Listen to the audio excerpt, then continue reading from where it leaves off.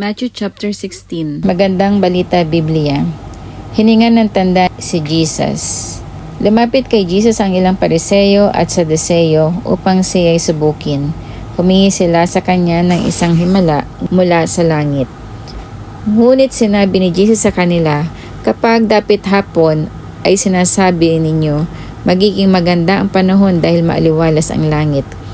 At kapag umaga na may sinasabi ninyo, uulan ngayon dahil madilim ang langit. Nakakabasa kayo ng palatandaan sa langit, ngunit hindi ninyo mabasa ang mga palatandaan ng kasalukuyang panahon. Lahing masama at taksil sa Diyos. Humihingi kayo ng palatandaan, ngunit walang ibibigay sa inyo maliban sa himalang nangyari kay Jonas. Pagkatapos ito, umalis si Jesus. Ang pampaalsang ginagamit ng mga Pariseyo at mga Saduseyo. Nang tumawid sa ibayo ang mga alagad, nakalimutan nilang magdala ng tinapay. Sinabi ni Jesus sa kanila, mag-ingat kayo sa pampaalsang kinakalat ng mga Pariseyo at mga Saduseyo. Nag-usap-usap ang mga alagad. Wala kasi tayong dalang tinapay kaya sinabi niya iyon. Alam ni Jesus ang pinag-uusapan nila kaya sila'y tinanong, bakit ninyo pinag-uusapang wala kayong dalang tinapay? Napakaliit ng inyong pananampalataya.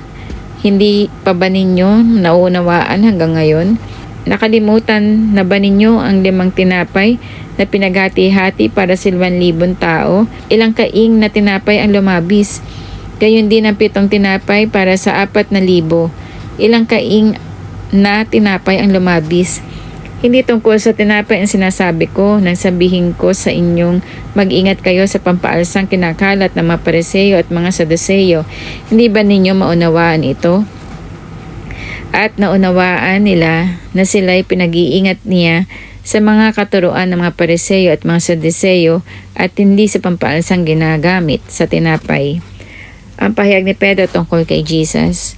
Nang dumating si Jesus sa bayan ng Cesarea ng Filipos, tinanong niya ang kanyang mga alagad, sino raw ang anak ng tao ayon sa mga tao?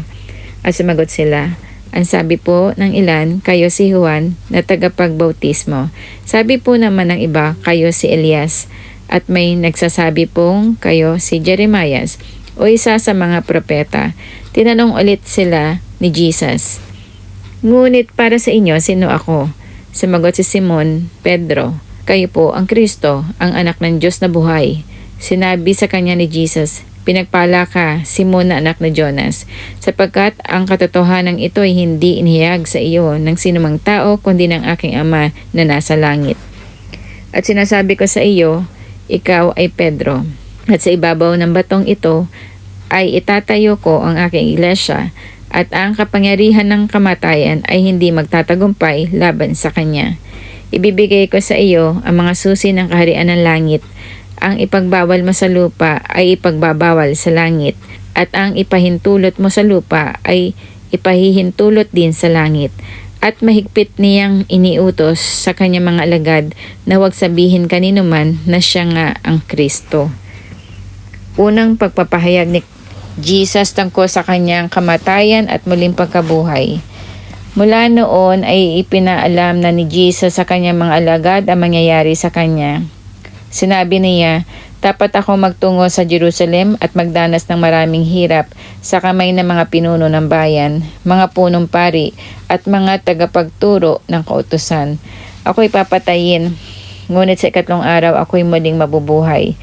Dinala siya ni Pedro sa isang tabi at pinagsabihan, Panginoon, huwag namang itulot ng Diyos. Kailan may hindi iyan mangyayari sa iyo. Ngunit hinarap siya ni Jesus at sinabihan, lumayo ka Satanas, hadlang ka sa aking landas. Ang inisip mo'y hindi sa Diyos kundi sa tao.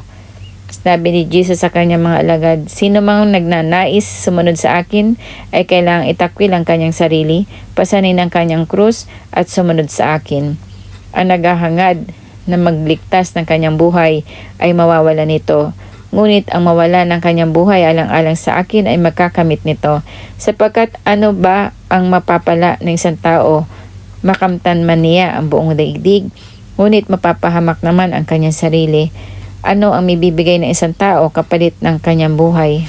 Sapagkat darating ang anak ng tao na kasama ang kanyang mga anghel at taglay ang dakilang kapangyarihan ng kanyang Ama. Sa panahong iyo'y gagantimpalaan niya ang bawat tao ayon sa ginawa nito.